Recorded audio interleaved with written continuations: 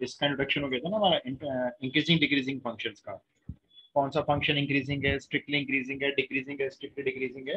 अब हम लोग इसका डेरिवेटिव से कनेक्शन बना लेते हैं और क्वेश्चन को खत्म करते हैं। ठीक है, आपको कॉन्सेप्ट तो सही में आ चुका है। तो देखो, मेरी स्क्रीन विजिबल है सबको? यस। ओके।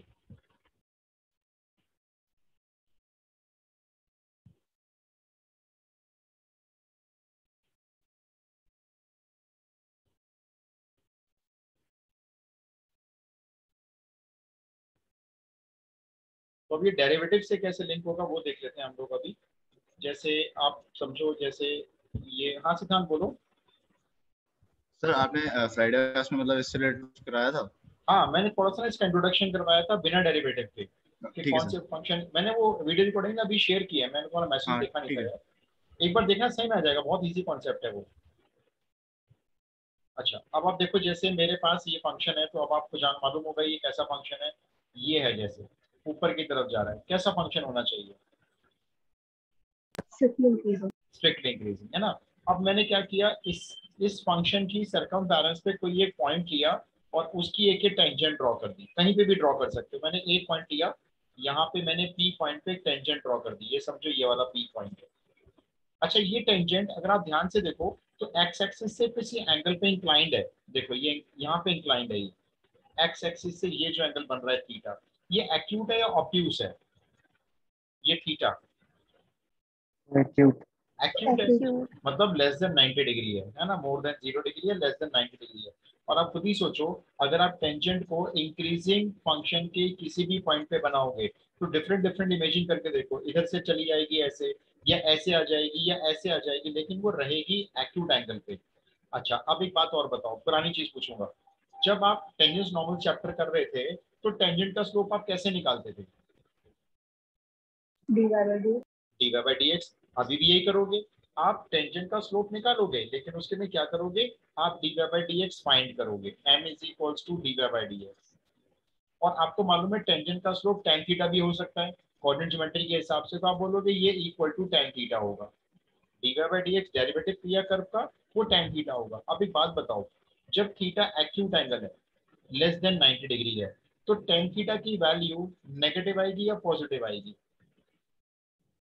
पॉजिटिव। पॉजिटिव। तो बहुत छोटी सी कंडीशन ये बन गई, अगर आपका स्लोप पॉजिटिव है, क्योंकि थीटा की वैल्यू एक्यूट होने की वजह से tan थीटा पॉजिटिव आएगा। tan theta dy by D x के इक्वल होता है, तो dy by D x positive आएगा। तो एक बहुत सिंपल सी कंडीशन ये हो गई, जो नेसेसरी कंडीशन होती है अगर फंक्शन स्ट्रिक्टली इंक्रीजिंग है, स्ट्रिक्टली इंक्रीजिंग, तो उस फंक्शन में जो कर्व है उसका जो डेरिवेटिव है, बेसिकली टेंजेंट का स्लोप, जिसको हम बोलते हैं टेंजेंट का स्लोप, वो 100% पॉजिटिव होगा। तो एक छोटी सी कंडीशन तो ये बन गई, देखो डेरिवेटिव की कुछ ज्यादा खास बात नहीं है, बस टेंजेंट के स्लोप को निकालकर उसको पॉजिटिव रख लिया। राइट, आप इसको नोट कर लो, मैं फटाफट से डिक्रीजिंग दिखाऊंगा, फिर दोनों को मिक्स करके दिखाऊंगा।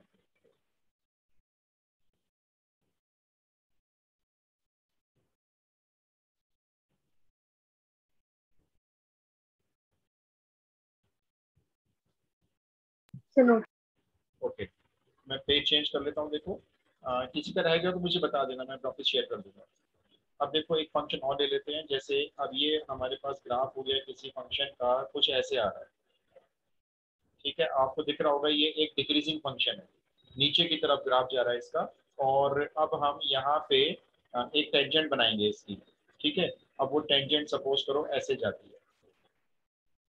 अब आप देख ही रहे हो कि ये टेंजेंट जो है एक्स एक्सिस को, अधिकतर दिखा रहा हूँ मैं टेंजेंट, ये एक्स एक्सिस को जब कट कर रही है तो ये आगे जाके कहीं कट कर रही होगी। राइट, जैसे मान लो इसने एक्स एक्सिस को कहीं कट किया, एक्स एक्सिस को प्रोड्यूस कर लेते हैं, यहाँ पे कट कर दिया ये, और डिक्रीजिंग फंक्शन है। अभी देखो ये एक्स एक्सिस से थीटा एंगल पे इंक्लाइंड है, ये थीटा है। और आप इमेजिन करो ये थीटा जब भी बनेगा, जब भी आप टेंजेंट बनाओगे इस डिक्रीजिंग फंक्शन के ऊपर, तो थीटा कैसा एंगल होगा? ऑब्ट्यूस है। ऑब्ट्यूस का मतलब ये हुआ जो टेंजेंट का स्लोप होगा ना इस बार, जो D Y by D X होगा, ऑब्ट्यूस होगा, तो टेन थीटा भी नेगेटिव आएगा। इसलिए आपकी टेंजेंट का स्लोप नेगेटिव आएगा अगर फंक्शन आपका डिक्रीजिंग हुआ तो। ये कंडीशन होती है फॉर स्ट्रिक्टली डिक्रीजिंग के लिए। बड़ी सिंपल सी बात है, तो बहुत रॉकेट साइंस नहीं है इसके पीछे।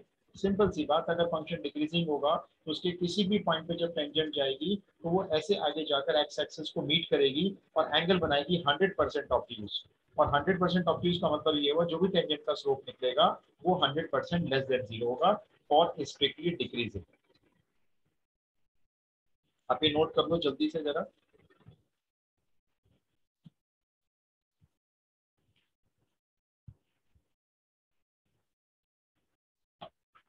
हाँ?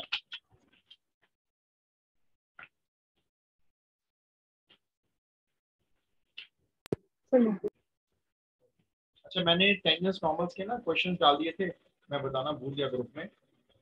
Yes sir. वो वाले आप लोग देख लेना, एक बार कर लेना। आसान है क्योंकि देखो एमसीक्यू आ रहे हैं, तो एमसीक्यू की जितनी प्रैक्टिस करोगे उतना ही ज्यादा बढ़िया रहेगा, जितनी ज्यादा प्रैक्टिस हो। फिर मैं उसको एक क्लास में डिस्कस कर लूंगा, आप लोग करके रखना जब तक।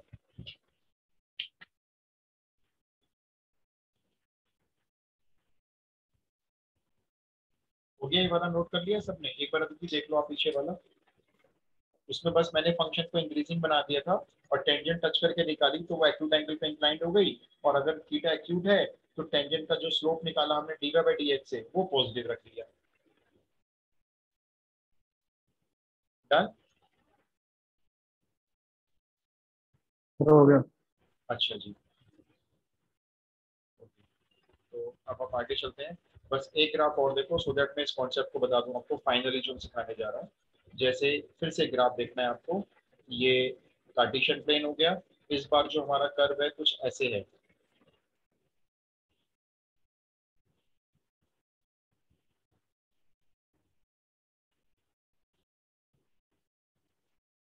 क्या नेचर बोलोगे इसकी? कभी ऊपर जाता है, कभी नीचे आता है, कभी ऊपर जाता है, कभी नीचे आता है। Neither increasing nor decreasing.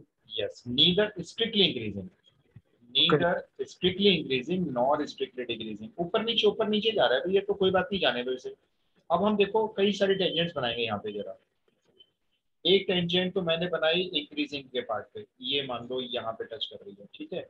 एक टेंजेंट ये हो गई। एक टेंजेंट बना दी मैंने डिक्रीजिंग के पार्ट पे, यहाँ पे सपोज करो ये यहाँ पे हो गई, ये डिक्रीजिंग की हो गई। ठीक है, एक टेंजेंट मैंने फिर से बना दी ये इंक्रीजिंग वाली फंक्शन पे, ठीक है। और एक टेंजेंट मैंने फिर से बना दी, मान लो ऐसे कुछ टच करेगी ये। थोड़ा सा ग्राफ को ठीक कर लेता हूँ मैं अपने, तो टच नहीं कर रही ना।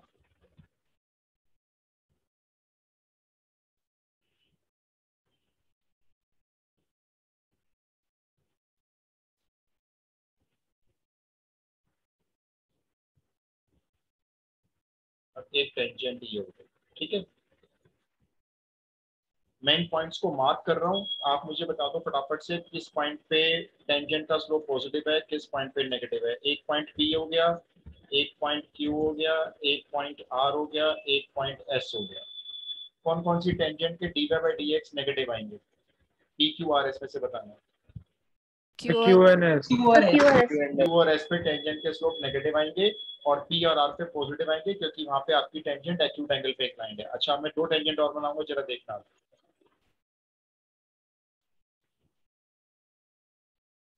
एक, दो, तीन। अब बताओ इन तीन टेंजेंट्स के स्लोप क्या होंगे? जीरो। जीरो। मालूम क्यों जीरो होंगे तीनों के स्लोप? थीटा ही जीरो है। Parallel to x-axis. Parallel to x axis. ये बात हम लोग टेंजेंट नॉर्मल्स में सीख के आए हैं। जब tangent parallel to x axis होती है तो आपका वहां पे टेंजेंट का जो स्लोप होता है वो जीरो हो जाता है जब पैरेलल टू एक्स एक्सिस होती है। तो मान लो इन पॉइंट्स के नाम है, सपोज करो ए बी सी, राइट। तो एट ए बी सी जब आप इन तीन पॉइंट पे देखोगे टेंजेंट का स्लोप, तो वहां पे आपका जो स्लोप होगा वो जीरो होगा। और बाकी इंक्रीजिंग फंक्शन वाले पॉइंट्स पे आपका स्लोप पॉजिटिव रहेगा और डिक्रीजिंग वाले पॉइंट्स पे आपका स्लोप नेगेटिव रहेगा। अब सुनो करना क्या है आपने, पहले आप ये ड्रॉ करना चाहते हो तो ड्रॉ करो।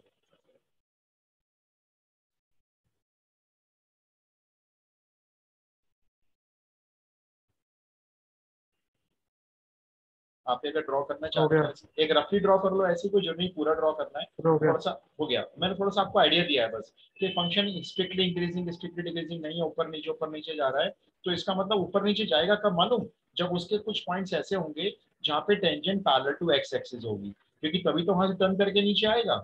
अगर वो ऊपर ही ऊपर चलता जाएगा तो टर्न करके कभी नीचे नहीं आएगा, तो वहां पे tangent parallel to x axis बनेगी नहीं कभी। अब सुनो आप क्या करने जा रहे हो, मैं अपने मेन मुद्दे पे आता हूँ। दो टाइप के क्वेश्चंस होते हैं आपके इस टॉपिक में। एक टाइप के क्वेश्चन होते हैं, आप लिख लो, to find the intervals, intervals find करना in which function is strictly increasing और स्ट्रिक्टली डिक्रीजिंग। एक टाइप के क्वेश्चन तो ये होते हैं। दूसरे type, to prove the function, to prove the function increasing और डिक्रीजिंग। ये टाइप है whether to prove the function is strictly increasing or strictly decreasing in the given interval।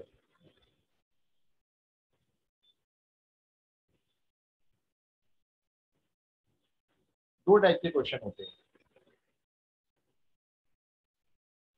Intervals निकालने के लिए दिए जाते हैं, मतलब पूछेंगे आपसे बताओ कौन कौन से इंटरवल है जहाँ पे फंक्शन स्ट्रिक्टली इंक्रीजिंग है और स्ट्रिक्टली डिक्रीजिंग है, या क्या कहेंगे आपको, कहेंगे अच्छा ये लो इंटरवल है, हम एक इंटरवल दे देंगे, कहेंगे अच्छा चेक करके बताओ कि ये फंक्शन इस इंटरवल जो हमने आपको दिया है उसमें कैसी नेचर रखता है।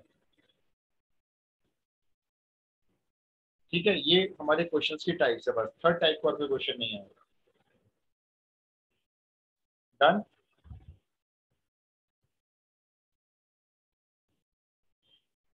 Yes, sir. अच्छा बस मुझे एक चीज और पूछनी है आपसे। एक चीज और देखो, चाहो तो इसको ड्रॉ मत करना, आपकी मर्जी है।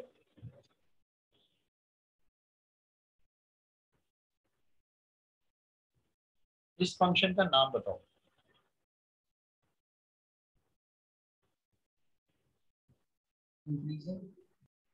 स्ट्रिक्टली इंक्रीजिंग या खाली increasing? Increasing. Yes, function is increasing.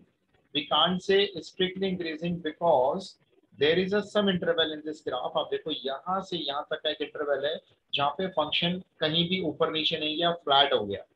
अच्छा ये बताओ, जैसे अब ये तीन पोर्शन दिख रहे हैं मुझे ग्राफ में, तीन हिस्सों में बटा हुआ है, एक इंक्रीजिंग का है, स्ट्रिक्टली इंक्रीजिंग बोलूंगा मैं, फिर एक फ्लैट है, उसके बाद वापस स्ट्रिक्टली इंक्रीजिंग है। तो इसका जो dy बाई डी एक्स होगा, स्लोप ऑफ टेंजेंट, वो क्या क्या पॉसिबल हो सकता है? ऊपर भी जा रहा है, फ्लैट भी हो रहा है। So equal to or greater than 0. Yes, equal to and greater than zero. अगर आपके फंक्शन का डेरिवेटिव जीरो से बड़ा है और इक्वल भी है जीरो के, तो फंक्शन इंक्रीजिंग होगा, स्ट्रिक्टली इंक्रीजिंग नहीं होगा।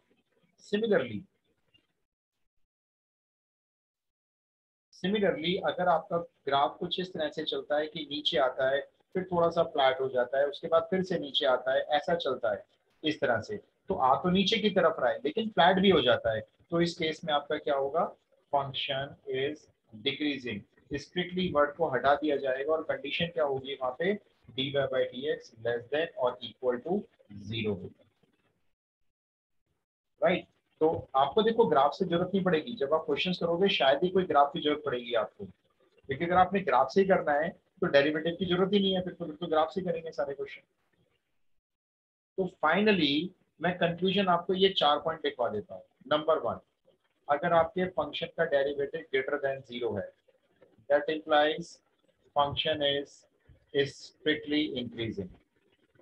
अगर आपके फंक्शन का स्लोप या डेरिवेटिव लेस देन जीरो है, function is strictly decreasing.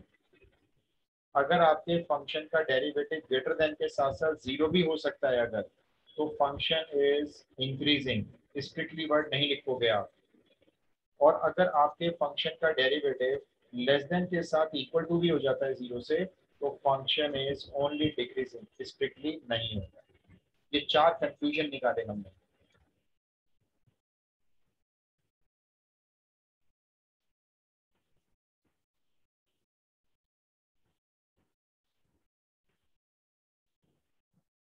Done. Yes.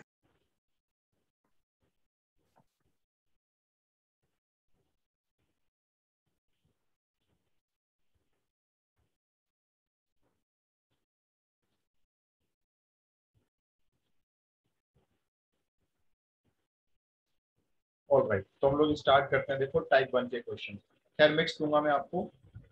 चलो मैं पेज टर्न कर लूँ, अगर सबने नोट कर लिया है चारों कंडीशन। कंक्लूजन बस यही रहा हमारा फाइनली है।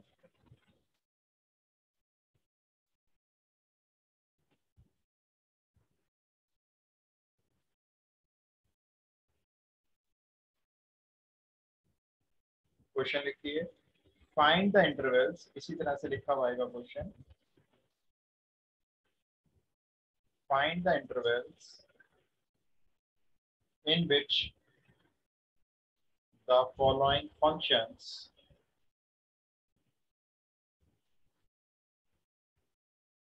in which the following functions are strictly increasing or strictly decreasing।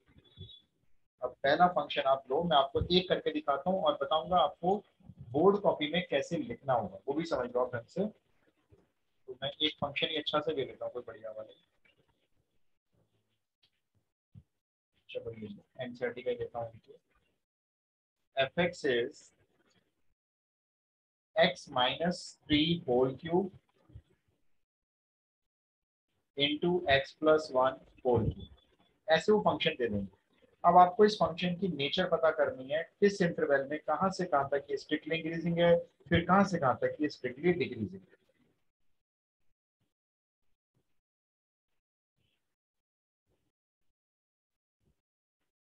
Note कर लिया फंक्शन?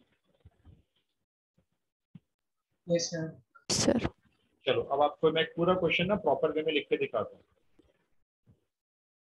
आपने जब सॉल्यूशन स्टार्ट करना है, सबसे पहले तो आपका काम होगा भैया फंक्शन को नोट डाउन करेंगे जो भी है, ठीक है। अब बताओ टेंजेंट का स्लोप निकालने के लिए मैं क्या करूँ? मुझे टेंजेंट का स्लोप निकालना है। dy by dx निकालेंगे, दैट मीन्स आप लिख सकते हो f डैश x निकालेंगे, ठीक है।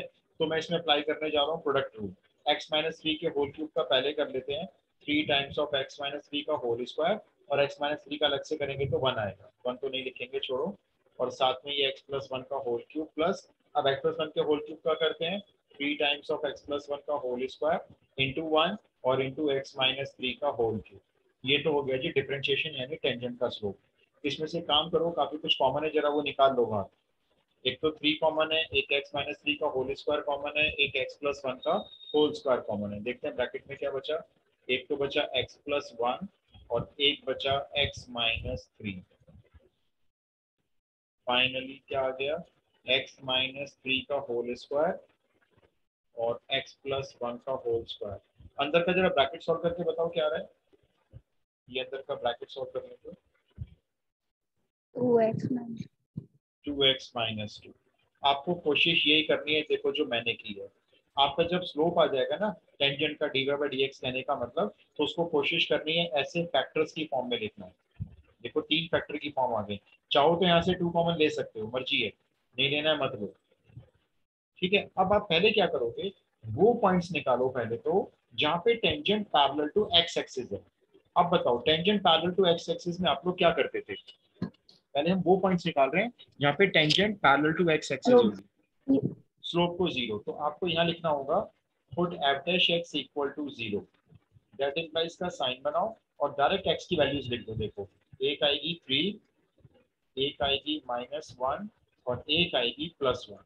ये जो आपने f डैश x को 0 से इक्वेट करके x की वैल्यूज निकाली है ना, ये आपके ग्राफ के टर्निंग पॉइंट्स आ गए, जहाँ से ग्राफ आपका टर्न कर रहा होगा, ऊपर से नीचे, नीचे से ऊपर जा रहा होगा। देखो ये वाले पॉइंट्स हैं, एक बार मैं से दिखा देता हूँ। ये वाले ए बी सी, ये पॉइंट्स आ गए आपके पास। ग्राफ 3 जगह टर्न कर रहा है ये वाला। अभी पता नहीं स्केच कैसा होगा, नहीं मालूम। तो हम लोगों ने यहाँ तक क्वेश्चन कर लिया सॉल्व, ठीक है। ये टर्निंग पॉइंट्स हो गए। आपको लिखना है टर्निंग पॉइंट्स, लिखो, नहीं लिखना है मत लिखो, कोई फर्क नहीं पड़ता, लेकिन आप लिख दो। इतना क्लियर हो गया सबको? यस। अच्छा अब मैं नेक्स्ट पेज पे जा रहा हूँ। अब इसके बाद क्या करना है, आपको एक नंबर लाइन ड्रॉ करनी है, ठीक है। इस नंबर लाइन पे सारे प्लॉटिंग करने हैं पॉइंट्स, असेंडिंग ऑर्डर में ध्यान से। क्या क्या पॉइंट्स हैं, -1 सबसे छोटा है, फिर 1 है और फिर 3 है, तो लेफ्ट से राइट आ रहे हैं, -1 1 और ये 3। 3 जगह पे एक्स एक्सिस पे वो टर्न करेगा, ठीक है, अब आपको यहाँ पे ना टेबल बनाना है। देखो ऐसे, इस टेबल में आपको यहाँ हेडिंग डालनी है इंटरवल्स, फिर उसके बाद यहाँ पे लिखना है आपको sign of dy by D x या एफ डैश एक्स। उसके बाद नहीं, सॉरी सॉरी सॉरी, इंटरवल्स के बाद आपको एक कॉलम और लेना है अभी, टेस्ट वैल्यू, टेस्ट वैल्यू। उसके बाद sign of f dash x, और उसके बाद नेचर ऑफ द फंक्शन।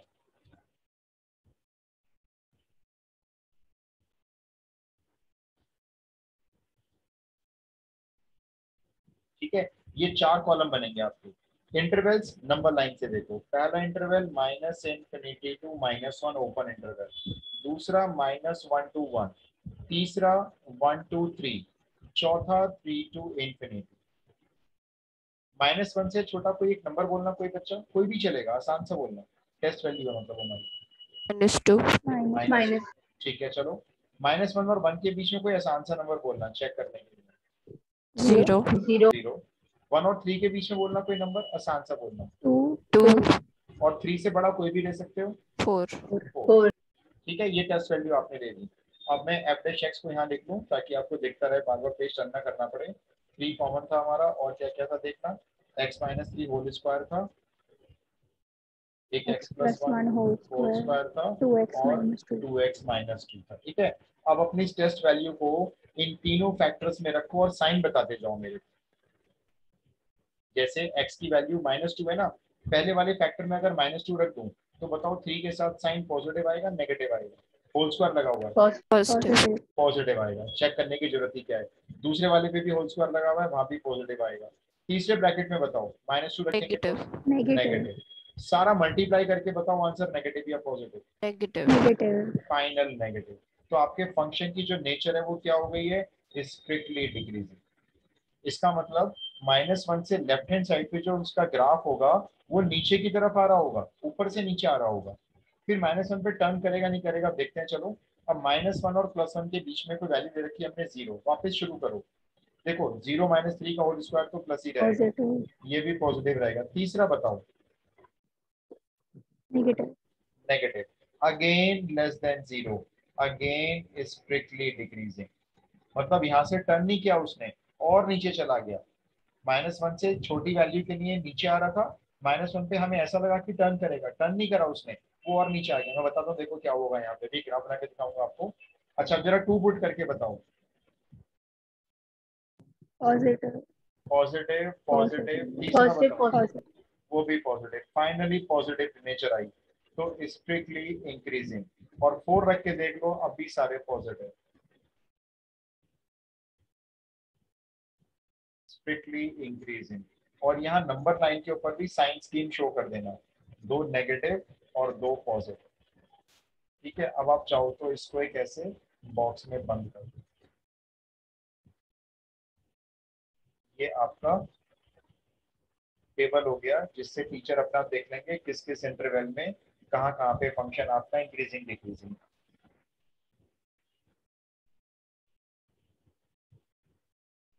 अब मैं आपको बताता हूँ, देखो ये -1 पे टर्न क्यों नहीं किया इसने, जबकि ये टर्निंग पॉइंट है, फिर भी नीचे आ रहा था और फिर नीचे आ गया। ये क्या बात हुई भाई? जब नीचे ही आ रहा था तो -1 फिर शो क्यों किया गया है ना? माइनस इन्फिनिटी से 1 तक ही बोल देते हैं इसको स्ट्रिक्टली डिक्रीजिंग, फिर डिक्रीजिंग तो रहा दोनों इंटरवल में। हम आपको इसका ग्राफ दिखाता हूँ, एक ऐसी रफ फिगर, आप पहले लिख लो भाई सारा। ये जो टेस्ट वैल्यू वाला कॉलम है ना, ये मैं बनवा रहा हूँ आपसे, ये एनसीईआरटी तो शो ही नहीं करवाती, आपको बनाना ही है एक्स्ट्रा। बाकी एमसीक्यू आएंगे तो जरूरत ही क्या है सब कुछ करने की, वो तो एमसीक्यू के हिसाब से कर लेंगे, लेकिन एक सब्जेक्टिव क्वेश्चन को कैसे लिखना है ये मैंने आपको प्रॉपर वे बताया।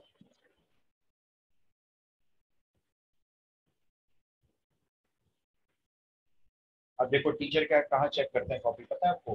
टीचर ऐसे कॉपी चेक करते हैं, देखो वो सबसे पहले आपके इंटरवल्स पे टिक लगाएंगे, चारों इंटरवल से मैच हो गए। टेस्ट वैल्यू क्या ले रहे हो, साइन सिस्टम क्या दिखा रहे हो, उनको कोई लेना देना ही नहीं होता। वो सिर्फ यहाँ पे चेक कर लेते हैं, डिक्रीजिंग डिक्रीजिंग इंक्रीजिंग इंक्रीजिंग, बस वो इतना चेक करते हैं बस। आपने यहाँ पे क्या किया क्या नहीं किया वो तो आप करते हो अलग बात है, लेकिन वो कुछ नहीं देखते, शायद ही वो टीचर इसको देखता होगा। टाइम ही नहीं होता उनके पास। दिखा रहा हूँ किस सेकंड में टर्न कर रहा हूँ पेज। ये यहाँ से सॉल्यूशन स्टार्ट हुआ सर था। हाँ जी बोलो।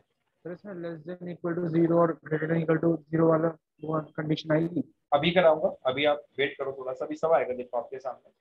Greater than equal to zero भी आएगा, less than equal to zero भी आएगा। अभी तो सिर्फ हमने स्ट्रिक्टली इंक्रीजिंग और स्ट्रिक्टली ओके डिक्रीजिंग सर। के फंक्शन निकाले।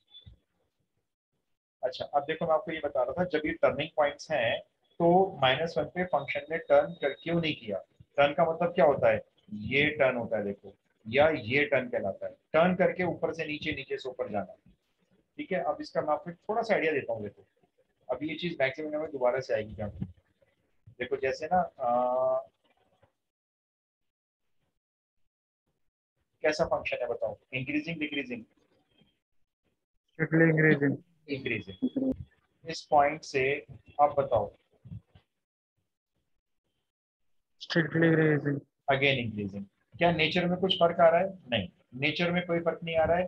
पहले भी इंक्रीजिंग था, अभी भी इंक्रीजिंग है, लेकिन दिखने में कुछ ऊपर नीचे सा लग रहा है। देखो यहाँ थोड़ा सा नीचे से उठा हुआ है, ये देखो यहाँ से उठा हुआ है, और इधर से देखने पे दबा हुआ है ऐसे, है ना।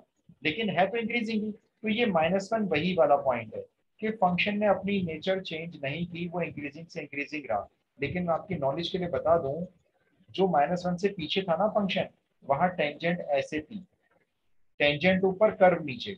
और अब जो यहाँ से -1 से आगे वाला है ये, इसमें कर्व ऊपर टेंजेंट नीचे। देखो टेंजेंट नीचे कर्व ऊपर, लेकिन है तो इंक्रीजिंग ही। एक्चुअल में ये जो कर्व नीचे होता है ना, जब जैसे कर्व ये नीचे है तो इसको बोलते हैं कॉनकेव डाउनवर्ड्स। और जब कर्व ऊपर हो जाता है टेंजेंट नीचे हो जाती है, लेकिन अभी भी इंक्रीजिंग है, तो ये कहलाता है फिर कर्व कॉनकेव अपवर्ड्स। तो कई बार हमको लगता है कि भाई टर्निंग पॉइंट तो आया था, लेकिन टर्न करके क्यों नहीं आया वापस।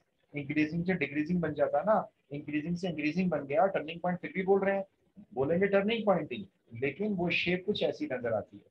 ऐसी देखो ऐसे होता है, ये नीचे आ रहा है, हमें लगेगा यहाँ से ऊपर जाएगा, टर्न कर जाएगा, ऐसे टर्न नहीं करता, ये फिर ऐसे नीचे आने लगता है। ये देखो, ये अप, ये कॉन्केव अप हो गया और ये वाला कॉन्केव डाउन हो गया।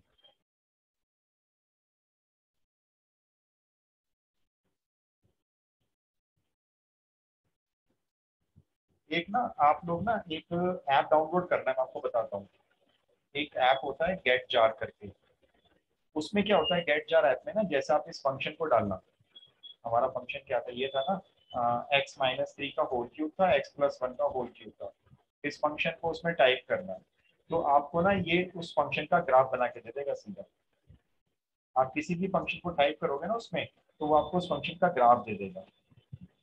फिर आपको पता चल जाएगा ये -1 टर्निंग पॉइंट क्यों नहीं था। देखो कुछ कुछ ऐसी फिगर आ रही होगी, ये -1 पे टर्न नहीं कर रहा होगा, टर्न करके नीचे नहीं गया होगा, ऊपर ही चला गया होगा वापसी, गहरा था वो ऊपर निकल गया होगा।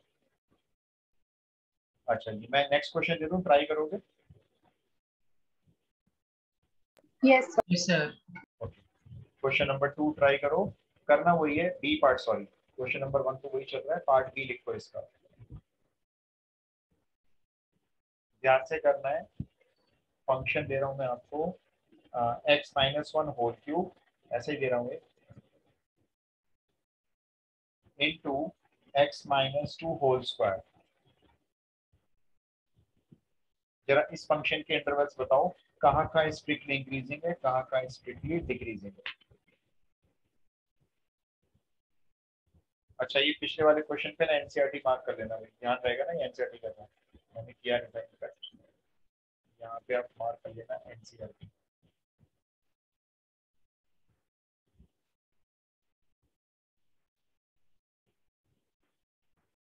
ये वाला एनसीईआरटी का नहीं है, ये अलग से है। करना वही है, देखो जैसे भी किया है।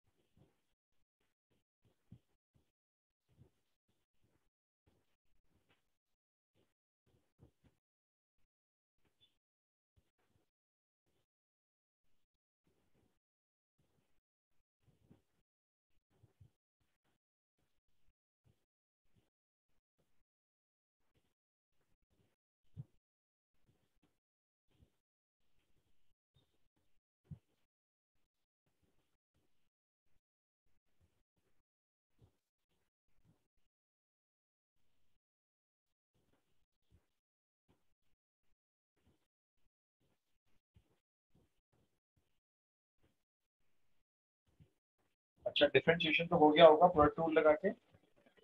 Yes. Yes, sir. अच्छा, उसको फैक्टर्स की फॉर्म में शो कर लिया है, जरा वो चेक करवा दो बस एक बार, मुझे आइडिया हो जाएगा कि आप ठीक रास्ते पे जा रहे हो। आपने एक्स जो निकाला है ना, उसको 3 फैक्टर की फॉर्म में शो करा दो।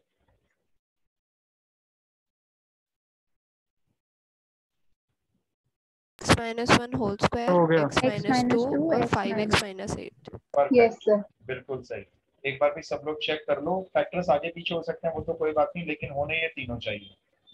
x minus 1 whole square, x minus 2 और 5x माइनस 8। अब टर्निंग पॉइंट्स निकालो इसके, और ऐसे भी लिख सकते हो फॉर f यानी फंक्शन टू बी इंक्रीजिंग और डिक्रीजिंग। ये फंक्शन को अगर इंक्रीजिंग डिक्रीजिंग होना है तो उसके डेरिवेटिव को 0 के इक्वल रखना होगा, यानी टेंजेंट का स्लोप 0 से इक्वेट करना होगा।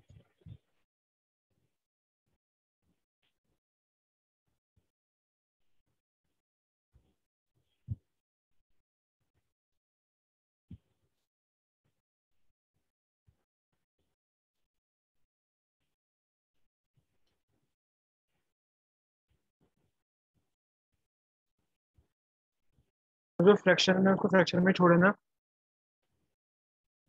हाँ हाँ, उसको फ्रैक्शन में छोड़ना।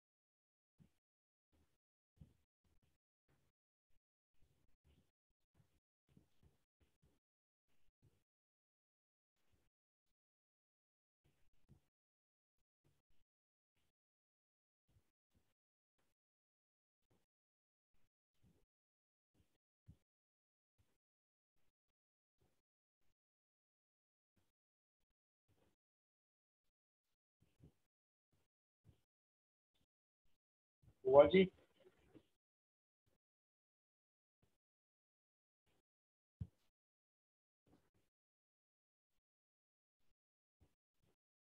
अच्छा, डेरिवेटिव तो आ गया ना सबका ये वाला? Sir derivative sir Yes, sir. Sir हाँ जी बोलो। सर जब हमें 1 से लेकर 8/5 के बीच में वैल्यू लेनी है तो वो डेसिमल में लेंगे फिर? हाँ, मन में लेनी है, वो लिख दो बस, हम तो उसको ऐसे ही चेक कर रहे हैं। कोई भी ले लो, कोई भी चलेगी डेसिमल में।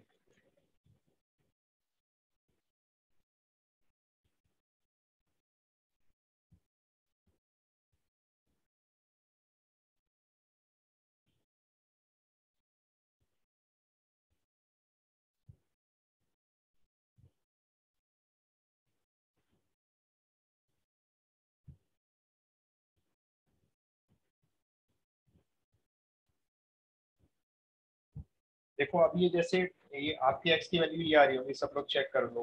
एक 1 आ रही है, एक 2 आ रही है, और एक आ रही है 8 8 अपॉन by 5. 5। ठीक है, इसको ऐसे ही रहने दो, फ्रैक्शन में रहने दो। अगले पेज पे जाते हैं, एक नंबर लाइन बना लो जल्दी से। सबसे छोटी मेरे सबसे छोटी कौन सी 1 है ना, सबसे छोटी वाली जो है। Yes, sir. 1 के बाद मेरे ख्याल से 8 अपॉन 8 5 आ by जाएगा 5. और एक 2 आ जाएगा।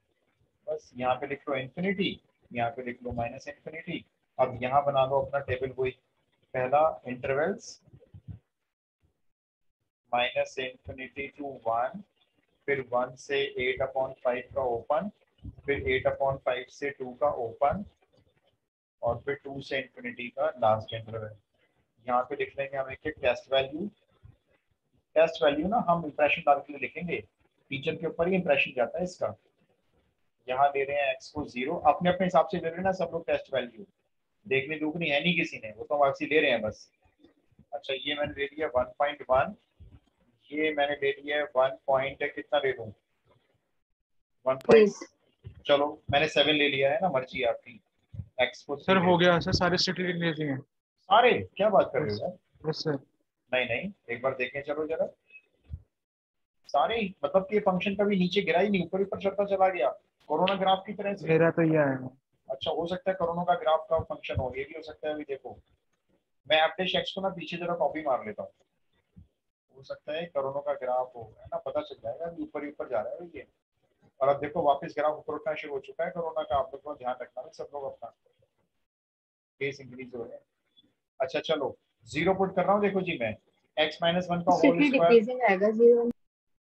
मैं वही देख रहा हूँ। देखो पहला तो पॉजिटिव हो गया, दूसरा ब्रैकेट नेगेटिव आएगा 0 पे, तीसरा ब्रैकेट नेगेटिव आएगा। भाई ये तो हो गया positive. Nature yes. Strictly increasing.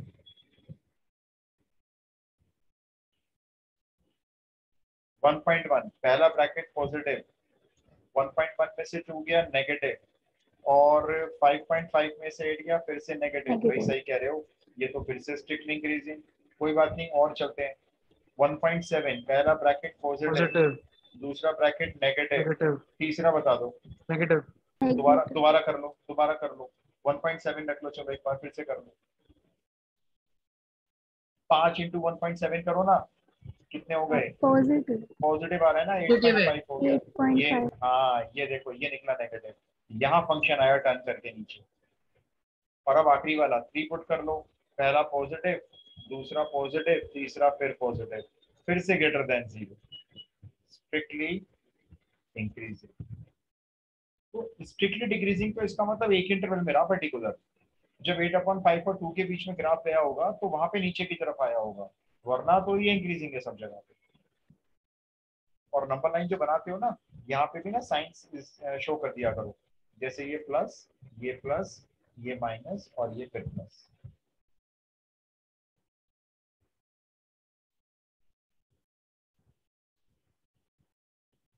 कोई भी डाउट हो किसी को तो पूछो भाई। कोई भी चीज अगर अभी लग रहा है कि नहीं है तो सही में नहीं आया है और करना पड़ेगा।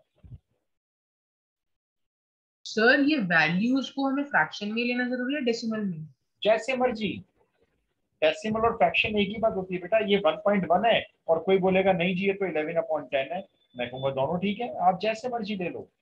देखो ये ना, मैं आपको एक्स्ट्रा कॉलम बनवा रहा हूँ, कोई भी नहीं देखेगा आपकी इस वैल्यू को, ये दिखावे की है, लेकिन आपने लिखनी है। आप अपना दिखावा सही करो, बढ़िया करो, मतलब गलत मत करो उसको, बस कहने का मतलब मेरा ये। टेस्ट वैल्यू ना, जब टीचर कॉपी चेक कर रहे होंगे, मान लो आपके ऑफलाइन एग्जाम होते हैं मान लो, तो 100 कॉपी मान लो टीचर के पास, आपकी एक अकेले की कॉपी होगी जिसमें टेस्ट वैल्यू जैसा कॉलम बना हुआ होगा। टीचर वहीं इम्प्रेस। अब आप कहोगे इम्प्रेस होने का फायदा बताओ। इम्प्रेस है वो जाकर थोड़ी है कोई हमें कि हमसे बहुत अच्छे से बात करेंगे, पता नहीं कौन किस टीचर के हाथ में कॉपी है, कौन से स्टेट में गई हुई है। इम्प्रेस का मतलब देखो ये होता है कि वो समझ जाएगा भाई बच्चा बहुत इंटेलिजेंट है, बढ़िया बच्चा है, देखो टेस्ट अभी भी शो कर रहा है। तो वो हो सकता है आपके किसी क्वेश्चन में किसी सिली मिस्टेक के मार्क्स लगा दे। बेनिफिट ये मिलता है। ऐसा नहीं है कि क्वेश्चन को 3 नंबर का इतना इंप्रेस हो गया कि आपको 5 देगा, ये लो 5 बेटा शाबाश, टेस्ट अभी देखिए 3 में से 5, है ना, ऐसा नहीं। वो आपकी छोटी मोटी गलतियों को इग्नोर करेगा। ऐसा करते हैं, हम भी करते हैं। इनफैक्ट मेरे को कॉपी चेक के 5 साल हो गए। वैसे मैं अब AHE की पोस्ट पे जाता हूँ, असिस्टेंट ऑफ हेड एग्जामिनर। तो मैं टीचर्स को देखता हूँ वहाँ कॉपी चेक करते हुए। मेरा काम होता है उनकी चेक की हुई कॉपियों को देखना कि गलत तो नहीं चेक की उन्होंने। फिर उसमें से मैं गलतियां पकड़ता हूँ, फिर मेरी कॉपी चेक करते हैं हेड एग्जामिनर, सबसे ऊपर होता है जो, है ना। तो वो जनरली टीचर्स नहीं देखते हैं, ये पॉइंट चेक नहीं करते हैं, वो बस ये देखते हैं, देखो ये इंटरवल देखेंगे आपके, उसके बाद नेचर देखेंगे, दैट्स ऑल। इंस्ट्रक्शन यही मिलते हैं कि आपको देखने की जरूरत क्या है, बस यहाँ देखो ना। डन हो गया जी सबका? Yes sir. Yes sir. चलो एक और करते हैं, ठीक है। इसमें आप थोड़ा सा आप शायद फंसोगे इस बार। सी पार्ट डालो। अब देखना ये है कि कौन फंसता है कौन निकलता है। फंक्शन लिखो,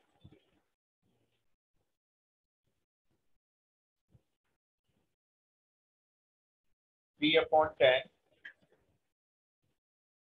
x⁴ minus 4/5 x⁵ minus 3x² plus 36/5x plus 11।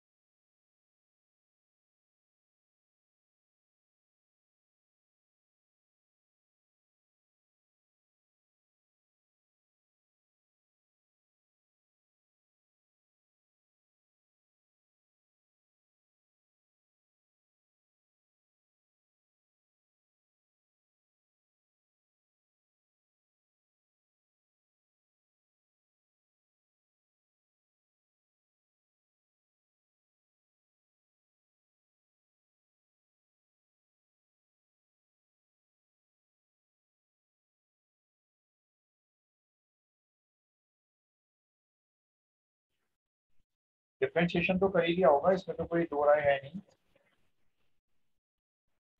इसको मार्क कर लेना भाई, एनसीईआरटी मार्क कर लेना, मिसलेनियस में सॉल्व एग्जाम्पल है ये।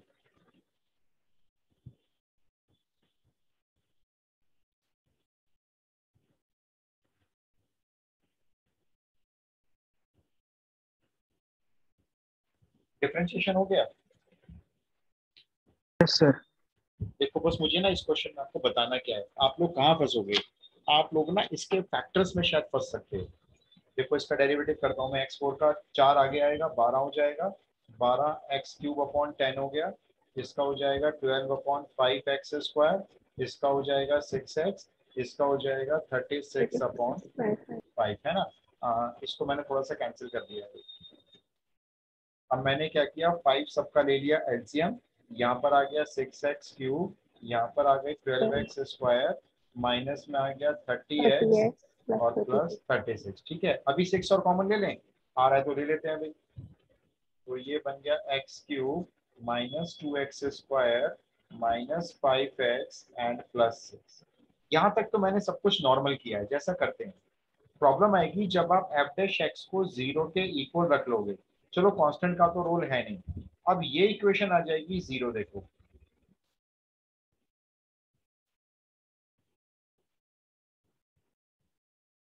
अब इस इक्वेशन को फैक्टराइज करना क्लास 9th में सीखा था, और अब 12th तक आते आते अब ये याद नहीं होता बच्चों को।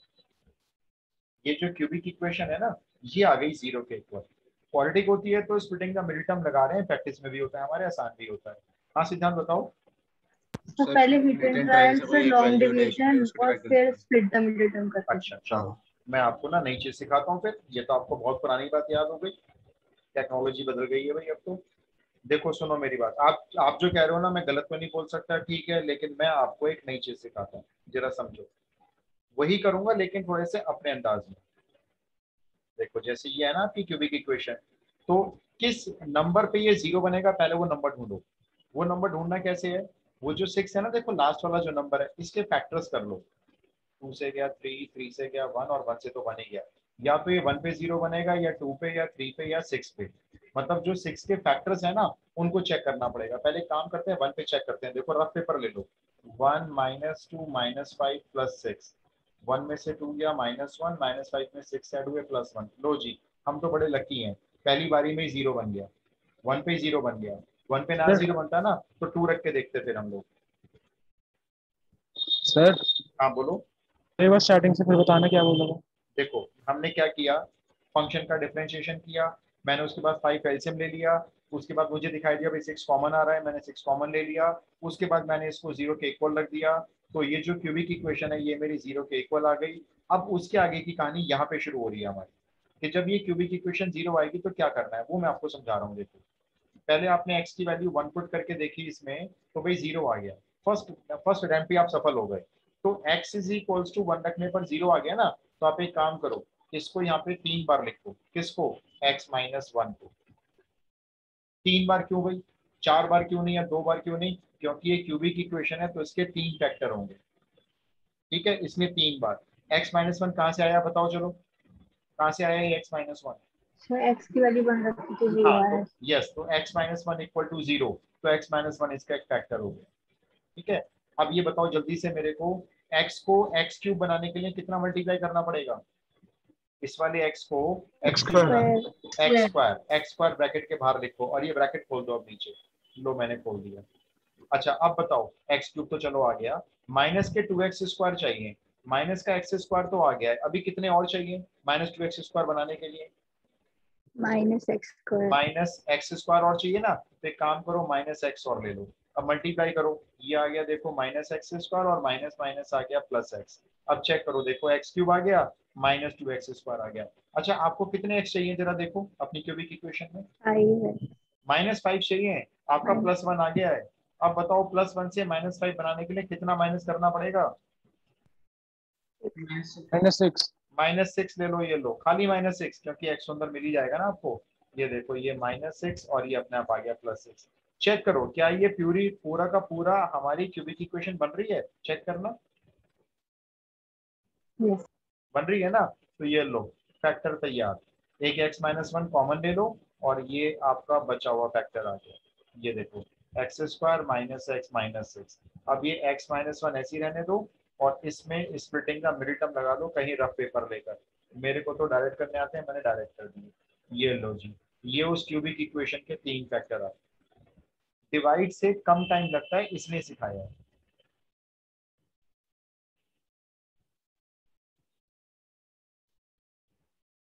है ना। अब बस अब ये आपके आगे का प्रोसेस तो आपको आता ही है। नंबर लाइन बनानी है, वैल्यूज को प्लॉट करना है, इंटरवल्स बनाने हैं, टेस्ट वैल्यू लिखनी है, sign of f dash x लिखना है और नेचर लिखनी है। बोलो आता है समझ में ये मेथड? यस। किया कुछ नहीं है, डिवाइड ही किया है, देखा जाए तो किया अपने तरीके से।